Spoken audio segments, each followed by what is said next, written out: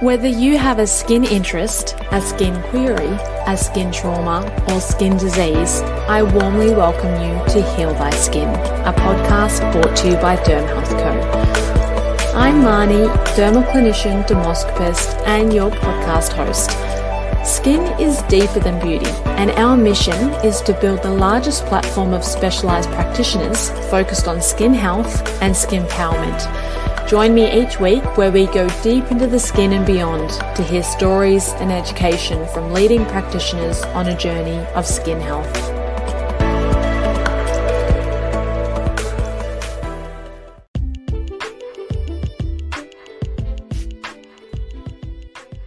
Hello, good day. How are you? We have an announcement.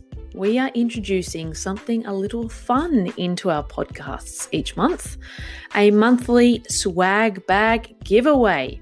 Yep, that's right. Each month, which will be the last episode of each month, we are going to be giving one lucky listener a monster swag bag of goodies that will include products from our sponsors and some Derm Health Co merch. How do you enter?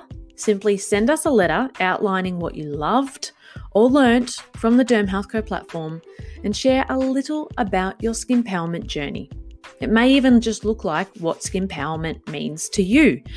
We'll choose one lucky winner each month and share your story on the podcast. Simply email info@dermhealth.co. Can't wait to hear from you. And just as a little side note, this is only open to Australian residents.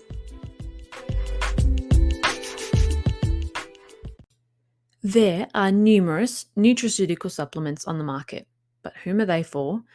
When are they beneficial, ineffective, or even harmful? The idea behind nutraceutical supplements is to deliver nutrients that may not be consumed either in sufficient quantities or, because of our modern lifestyle, we're not managing to eat a healthy diet. A visit to the health food store, skin clinic, pharmacy can be an overwhelming experience, and it can be tough to figure out how to choose from the dizzying assortment of dietary and nutritional supplements on the shelf, all claiming to give you clearer, plumper, more glowy skin. From vitamins to minerals to pills and powders, there are literally dozens of options to choose from, and the market is growing. But do you really need any of them? Do they really work? And if so, which ones are best? Well, in today's podcast, we are going to be covering all of this and more with Cate Lilja, co-founder and director of Wild and Free Brands. Thank you for joining us for the Heal Thy Skin podcast. I'm Marnie, your host. And today when we're speaking with Cate, we're going to be drawing on her 15 years of personal and professional experience in the natural therapies. She started in this field to really help restore and rebuild strength and vitality, and it prompted her to switch from studying a biomedical science degree to applied science, majoring in naturopathic studies. Cate then proceeded to work in product development, creating supplements and ingestible within the nutraceutical, cosmeceutical, and health food sectors. Today, I started by asking Cate what she thought was the biggest misconception about nutritional supplements. Well, I actually think there's two common misconceptions and they sort of contradict each other. So the first one is that supplements are ineffective.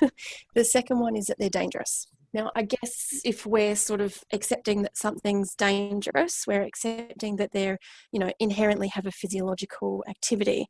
And so it sort of seems a little illogical to me that we could accept that it's active, but in 100% of cases, it's a negative impact on the body. So I guess on the flip side, if we're sort of talking about supplements being ineffective, I like to use just the example of a cup of coffee. When I hear that one, a cup of coffee is essentially the most basic of our herbal extracts. It's just a water extraction, and we get an alcohol let out called caffeine, which we all know gives us a buzz. By no means saying that there are not ineffective supplements and that there are not dangerous supplements, but I think what we really do know is there is that whole scope in the middle for safe supplements that are also effective. Interesting point. And so in regards to, I guess, gut health and the skin, what are these links? There are quite a few links between the gut and skin, actually.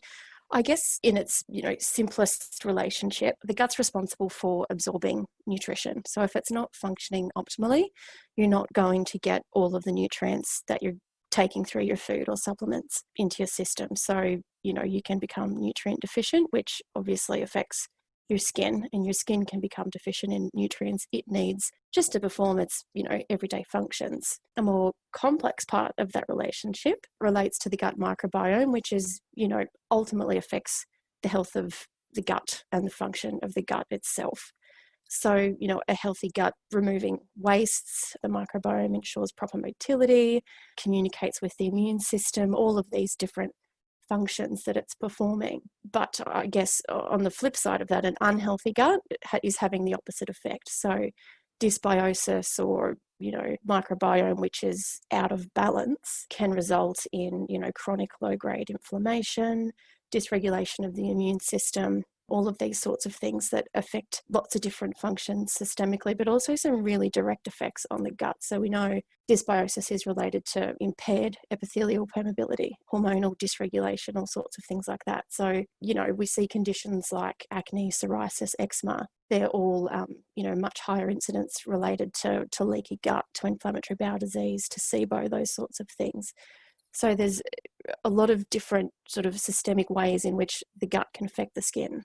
Yeah, and we have done previous episodes specifically on SIBO and rosacea and psoriasis and gut health, and some newer research that's come out for that. So any listeners that would like to specifically hear about some of those skin conditions, you can have a listen to some of our past podcast episodes.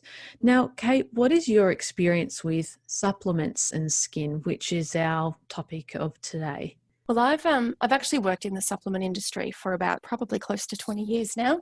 So I actually studied naturopathy, but didn't go into practice. I went straight into industry, into product development, where a lot of our focus was really on looking at individual ingredients that were being clinically trialed. So, then obviously incorporating those into more complex formulations with cofactors that would, support those hero ingredients. So that's, I guess, sort of my background. And then about 10 years ago, there was sort of that explosion with gut health. That was really the start of supplements that were really focused on skin health. And it really started with probiotics, specifically some around eczema and those sorts of things. And off the back of that, we started to see sort of the beauty from within, for want of a better turn of phrase, sort of category start to emerge. But this is sort of where I got really quite interested in, incorporating those clinically trialed actives for, various inflammatory issues and stuff like that,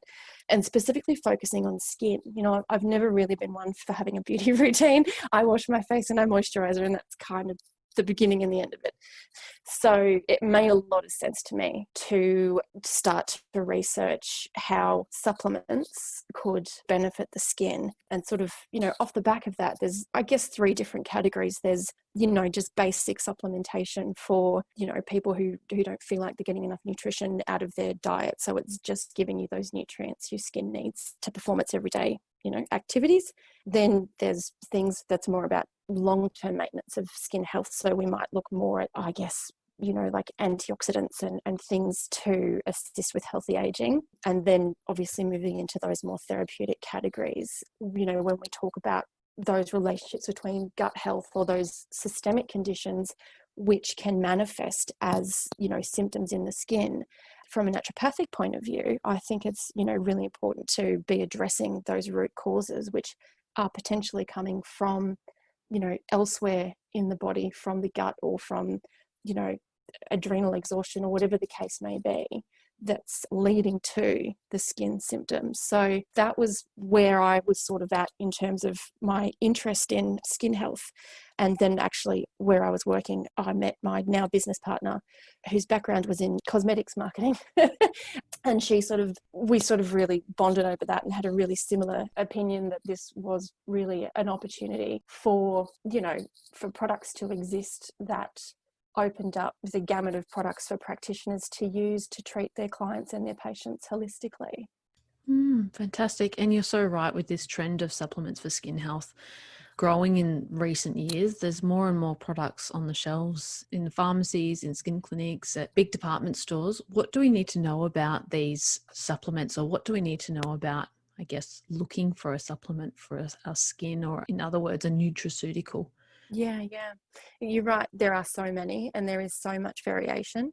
So I think first and foremost, the thing that you need to know is what you want, what's going to be best for you, what outcomes you're looking for. So I guess looking at things like where you live, what you're eating, what your lifestyle risks are, if you're getting enough nutrition in, for example, if you're heavily exposed to pollution and UV, if you are suffering from, rosacea or psoriasis or something that you would like to address specifically, or potentially even, talking to your healthcare practitioner or your skin specialist or both to really get to the bottom of what it is that you need.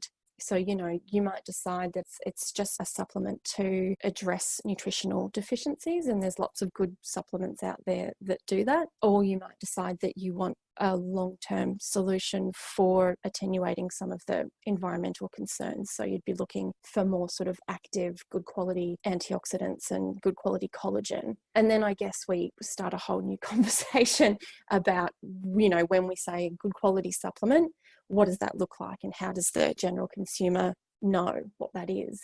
I would say, obviously do your research. I think everyone's well within their rights also to go to the brands that they're looking at. And if they want clarification around some of the claims that they're making or around, some of the ingredients that they're using, to ask them. And, good brands will normally be really forthcoming with information. Look at transparency around ingredient sourcing, country of origin, manufacturing, all of those sorts of things. Another thing that can be really good to look for is whether or not the ingredients have been clinically trialed. So, I could have two grapeseed extracts sitting in front of me, and one will be bright purple and one will be brown. But from that one ingredient, a brand could make the same health claims, and apparently it has the same activity, but they're very different profiles of their phytochemical profiles of those extracts. So ensuring that you're purchasing the grapeseed that has had the clinical trials done on it means that, it's that particular profile, which is the one that we know has the benefit. So looking for that can be a really good way to know that what you're buying is actually backed up by the science and backed up by backs up the evidence and claims that the brands are making. Yeah, so important. And in regards to those clinical trials, so would you say it's better? Clinical trials are really expensive to do. So, maybe a new brand might not necessarily do that, but are you saying that it is better to actually look for a brand that is doing their own clinical trials, or if they are making claims, to make sure that the claims that they're making is with the actual ingredient that they're using and not sourced from a different provider? Yeah, you're right. It is expensive to do clinical trials, and for that reason, very few brands do clinical trials on their individual products. And I actually think, that's fine. Typically, if you incorporate the ingredient from the provider that is doing the clinicals, then obviously, that's providing the benefit that you're after. So that's fairly industry standard, and you're still guaranteed of best quality extracts actually going into your product. Yeah. And what about ingredients that maybe we should avoid? So, for example, labeling, I know, can be not very transparent when it comes to nutraceutical supplements, etc. Yeah, absolutely. Look, I think in terms of looking at, really there's two different types of products when you look at the sort of skin supplement market at the moment. One of them is sort of those powdered food formulations, which, tend to be sort of collagen based. Now, because they're essentially presented as foods, they're flavored and they can have E numbers and all those sorts of things to improve mouthfeel and other industry words like that. So I'd say in those circumstances, make sure you're looking for natural products. Try to avoid E numbers. Try to avoid emulsifiers where you can. We know that emulsifiers actually disrupt the microbiome. So, clean label when you're talking about food-based supplements. When you're talking about, your more therapeutic type products that would be presented in a tablet or a capsule format, so they essentially fall under the TGA within Australia anyway. There has been, I guess there has been reluctance in the past to sort of talk about excipients, and essentially excipients are required to hold a tablet together and for it to disintegrate to deliver the nutrients, etc., etc. So in some respects they're a necessary evil.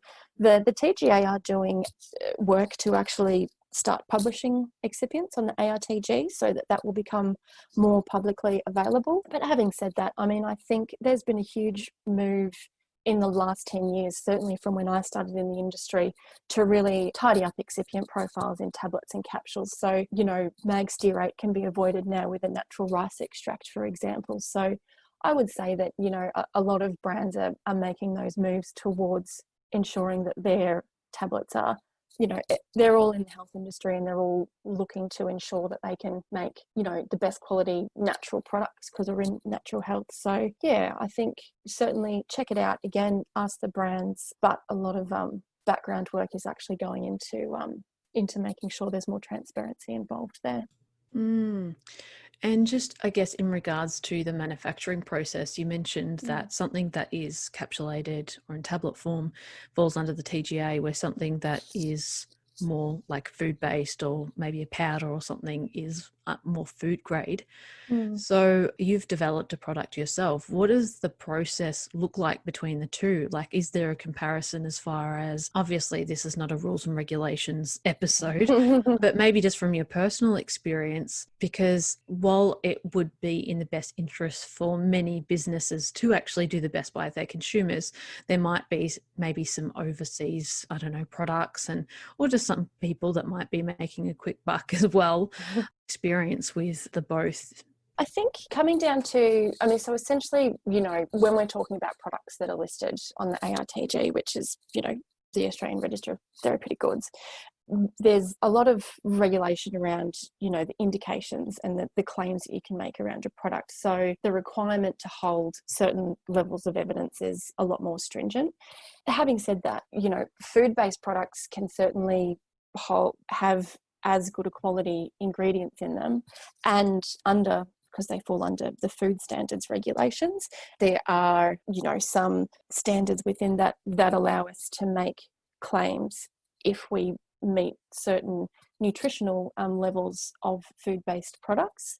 So, essentially, when you're talking about long-term skin health and health maintenance and gut health, going down that food route can be, I guess, an easier road to market, particularly if we're talking about health maintenance, because we can make those claims under the FSANZ regulations. When we start to get into therapeutic products, so if you're talking about, psoriasis or acne or whatever the case may be, that's really when, having a TGA listed product, really that's kind of the marker for the consumer that they've done their due diligence and that the product is compliant with the Australian regulations. And as you say, there are food products on the market, and I see them on shelves all the time, where they're certainly making, there's claims around, above and beyond health maintenance claims, which should be made on foods. So it can be difficult for consumers to know. There's no requirement to get a claim approved with FSANZ before you make it. There's an expectation that you'll be doing the right thing. So yeah, it does give some, I guess, brands or people trying to make a quick buck, as you say, some license to just sort of try their luck for as long as they can. So I guess, yeah, just looking out for, bold claims on foods. If it looks too good to be true, then it probably is. Yeah, it's really interesting. It's seen in skincare, of course, as well, and, cosmeceutical skincare, which isn't necessarily therapeutic, although it might actually have therapeutic changes on the skin, but they can't say that because then it would be making a claim. But just for listeners that may be very new to this type of marketing, I guess, between therapeutic and non-therapeutic, for example, you could have a serum or a cream, and they could both have a similar action, similar ingredients, but one might make a claim that it can actually reduce acne, where the other might make a claim that it may help assist with breakouts. And while that wording is so similar, the actual, I guess, legalities or the requirements for that brand to be able to make those claims are really far and huge differences. So as a consumer, it is important, I guess, for any listeners to have a look at those bold claims, and if they are bold and if they are too good to be true, do they have something to back it up? Yeah. But heavy topic. Definitely. But yeah, ask the brands and look at their website and just look at the transparency and just check that they can back it up, I guess. Great. So, Kate, I'd really like to really pick your brain on all these different types of supplements. You mentioned earlier there are kind of 3 types of categories in terms of the benefit to the end consumer or the benefit to the health. But then within that, there's lots of different types of supplements specifically for skin that do all types of different things. Absolutely. Talk us through pre and probiotics. We know that after a bout of antibiotics, some people are prescribed a probiotic supplement, and more people are kind of making their own kefir, kombucha. But then we hear prebiotics in the mix. Some people, like, it can be confusing. What are their roles? How do they work together, and how do they work with skin health? Sure. Big question. I mean, probiotics are a very broad category of supplement. It's made up of lots of discrete species, and within those species, there's different strains, and they all have very different functions. They all behave very differently in the gut. Some colonize the gut and crowd out bad bacteria. Some produce bactericidal compounds that kill off bad bacteria. Some colonize and digest fiber. And when they digest that fiber, the metabolites of that digestion, what they sort of spit out at the end, are called postbiotics. So there's another one to throw into the mix. So, you know, those postbiotics have functions in gut health as well. So some of them are anti-inflammatory. One called butyrate, for example, it actually acts as food to our own internal gut epithelial cells. So those bacteria are having additional, benefit simply by, producing those postbiotic compounds. Because of all of those different roles and functions of the different types of microbes that live in our gut, it's really important to ensure that we maintain microbial diversity so that we have, a broad spectrum of bacteria performing different functions. So that's where things like, your fermented foods, your kefir, kombucha, sauerkraut, sourdough really come into the fore and come into, being part of a healthy diet. They just help to ensure that microbial diversity. But, having said that, in terms of probiotics that we would supplement with, there's a lot of strains or specific strains which have been clinically trialed to elicit really specific benefits. So, there's strains which are really specific for improving eczema in childhood, improving autoimmune conditions, allergies, all sorts of different things. And that's where, if there's any confusion, I think it's always good to chat to your healthcare professional, even your naturopath at the health food store, to really understand what's going to be most suitable for your specific needs when you're taking one of those really, really specific types of probiotics. In terms of prebiotics are essentially food for your microbiome. So, we used to think of essentially just fiber as being prebiotic. You'd eat the fiber, your lactobacillus would eat that fiber because it remained undigested by you, and they'd use that for energy and proliferate in your gut. We're now understanding it's a lot more complex than that. There's a certain group of compounds, so polyphenols, for example, which are in herbs and spices and fruits and vegetables and all sorts of herbal extracts, are also prebiotic. They feed bifidobacteria and assist with proliferation of that species of good bacteria. So you've probably also heard, people talking about ensuring you have a very varied diet in terms of eating 30 different fruits and vegetables in a week, because all of those different phytonutrients and those different polyphenols, etc., are all feeding different bacterial species in your gut. So essentially, prebiotics are important to feed the gut that already lives in your gut. Probiotics are important to assist with, maintaining that balance, crowding out bad ones, for example, after you've had antibiotics. And then, as I said, the new one, which we'll all start to see more and more of, is the postbiotics.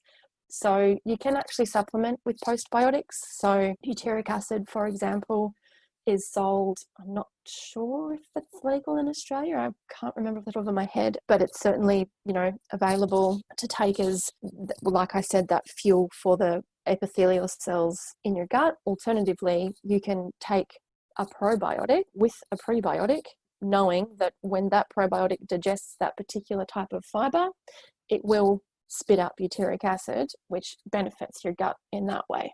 Wow. I don't know. Is that clear as mud? Yeah. So this new, well, not, I guess it's not new. It's always been around. Yeah. So how would that actually be manufactured? Is it in a lab?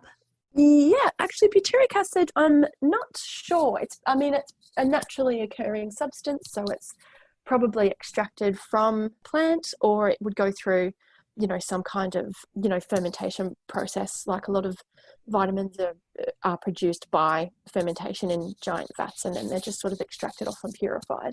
Very interesting. I haven't heard of this one before. So, Okay. well, maybe watch this space. There might be some more research coming in from, Absolutely. yeah, awesome.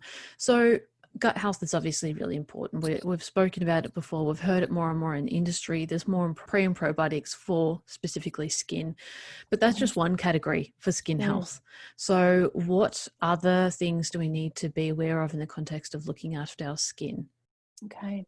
So, yes, obviously, once you've got your gut health in good order, it's able to start, absorbing nutrients. So, your skin being the largest organ in the body requires a lot of nutrients, vitamins, minerals, etc., just to perform its day-to-day functions. So, there's stats around Australians and how much, the amount of fruit and vegetables that they eat, and something like only 10% of Australians consume their 7 serves a day of fruits and vegetables. So there's, that potential there to just cover off on any maybe low grade or, sub deficiency states just from diets that are not nutritionally dense enough. The other thing to think about is we're alive for 80 years in a modern world now. So we're exposed to stress from the environment. There's UV, there's pollution.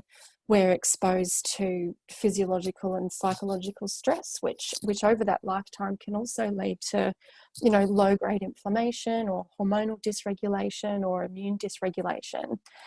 All of these things can result in production of free radicals, and obviously overproduction of free radicals that are not dealt with properly can result in oxidative stress, which then has another cascade of issues in the skin. So just sort of cutting that off at the path with some, good quality antioxidants. So there's a lot of research for, various polyphenols, carotenoids, for their ability to specifically work in the skin, reducing that oxidative stress, improving the function of the skin's immune system, reducing inflammation, all of those sorts of things. So that's obviously, really important. Then, looking at things like collagen or other nutritional supplements that can help to, I guess, just maintain the health of the skin and ensure that support the cells to function for longer. As we age, your fibroblasts slow down, you make, collagen much slower, your collagen starts to degrade. So supporting those sorts of functions as well. So there's sort of, I guess, the three broad categories outside of gut health, and then we start to really get into those more therapeutic type products. So if something really has evolved into an inflammatory condition, then whilst working with the gut, we can also work with systemic inflammation with supplements like turmeric and that sort of thing. And why take a supplement? Like, what is there certain ingredients that we simply can't get from our food, or is it because we're just not eating enough nutrient dense foods? I would say it's a bit of both. I mean, as I said, something like 10% of Australians eat enough fruits and vegetables.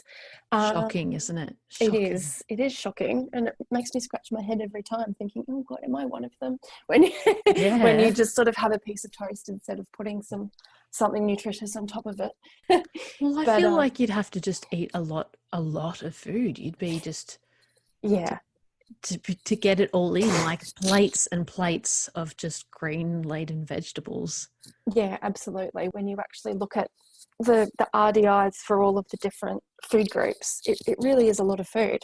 So that might be another reason, I guess. But, you know, as I sort of mentioned as well, we're living longer, and our skin hasn't necessarily, our cells haven't necessarily, you know, evolved to continue at their optimal functioning for 80 years. So things that we can get out of supplements that wouldn't necessarily be available to us in our diet, either because, you know, they're not part of a normal diet. So a grape seed extract, for example, or a hydrolyzed collagen at the levels that we can supplement with, or even, you know, food-based supplements like a turmeric extract, that we would need to be eating an awful lot of turmeric, tablespoons and tablespoons a day, to, you know, equate that to a couple of concentrated tablets. So it's Yeah. really about getting that, you know, the concentrated nutrients in, I think, to deal with a lifetime of stress and a lifetime of exposure to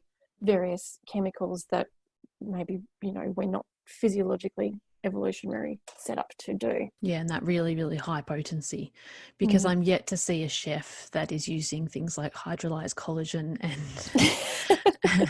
and curcumin from turmeric in their cooking. But that would be Yes. really great, wouldn't it? What a fun cooking show that would be. Yeah.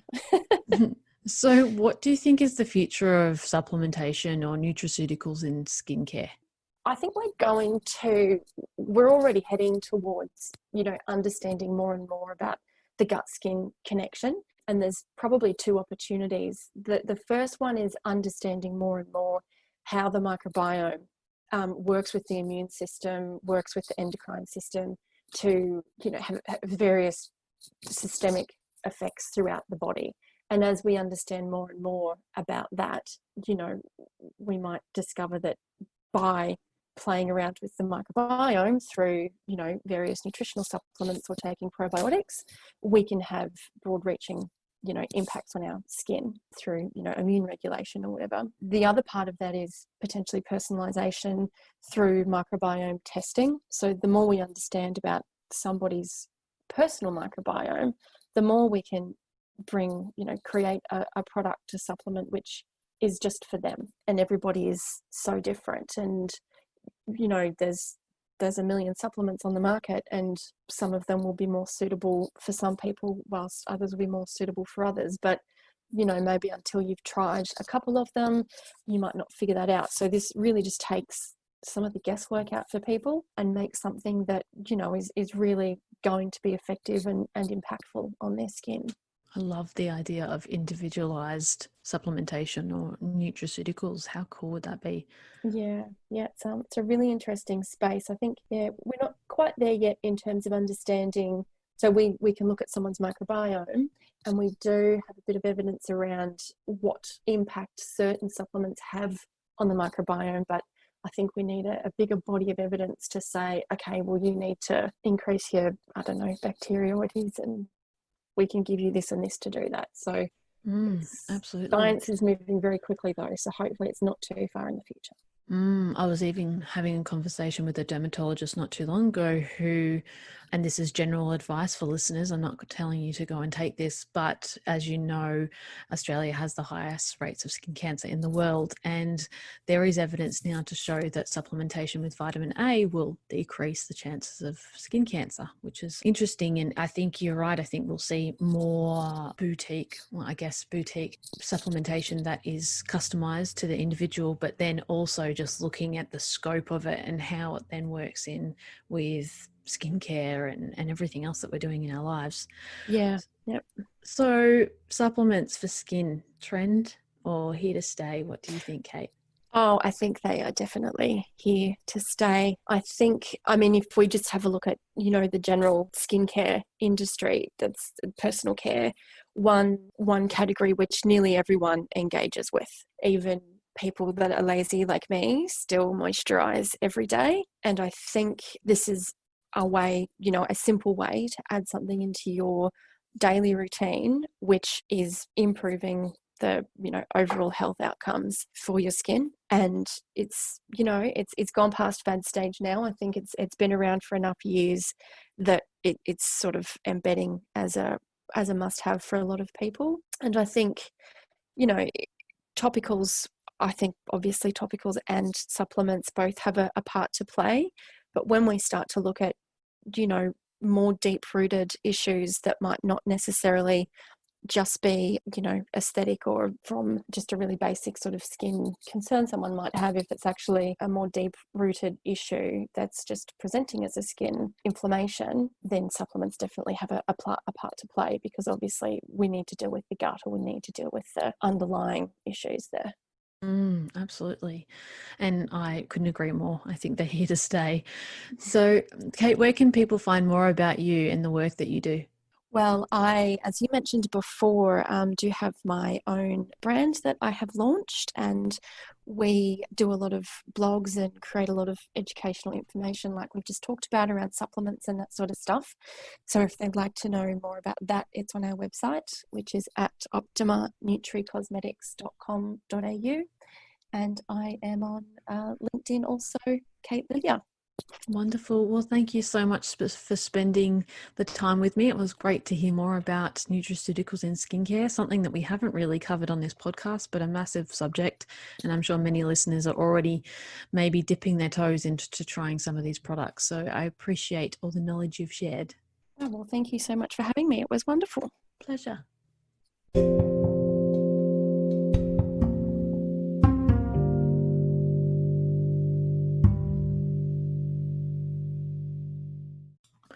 What a fab interview. I hope it cleared up some confusion that has been floating around the atmosphere, stratosphere, wherever. Lots of confusion about supplements and nutraceuticals and all these new things that are coming out on the shelves.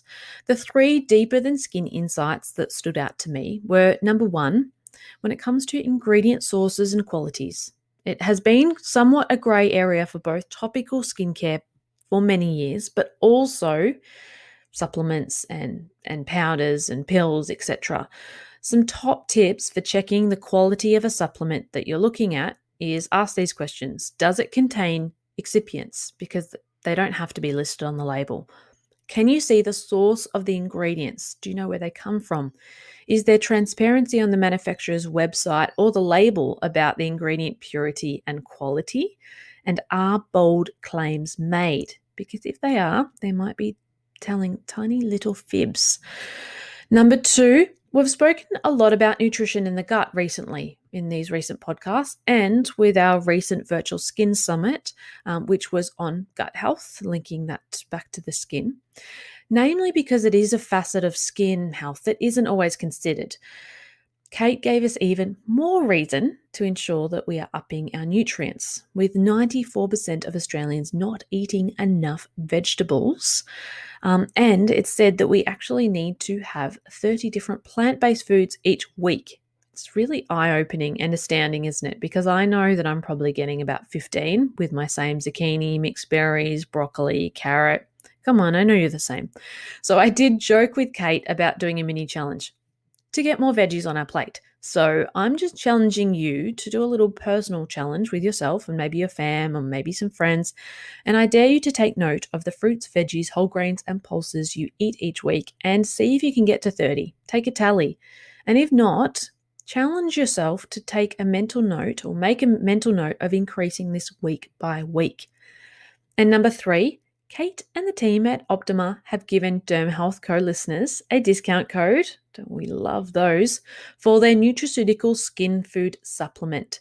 So head to their website, it's optimanutricosmetics.com.au. The link is also in the show notes, and then enter Derm Health 20, that is, with a capital D, Derm Health 20, to the discount code of the cart. Thank you so much for listening to another episode of the Heal Thy Skin podcast. If you enjoyed listening, I'd love for you to take a screenshot, tag us on your socials with dermhealth.co. It helps more people find out about what we're doing over here. Until next week, be skin powered. Before you go, I just wanted to give you a little bit of a reminder about our monthly swag bag giveaway. Yep, That's right. We are starting a swag bag giveaway, and each month, the very last episode of each month, we are going to be giving one lucky listener a monster swag bag of goodies that will include products from our sponsors and some DHC merch. So, to enter, just email info@dermhealth.co. Share a letter outlining what you loved or learnt from the Derm Health Co platform, and share a little about your skin empowerment journey. It could even mean what skin empowerment means to you. We will choose one lucky winner each month and share your story on the podcast. So get typing, info@dermhealth.co. I can't wait to read all your letters.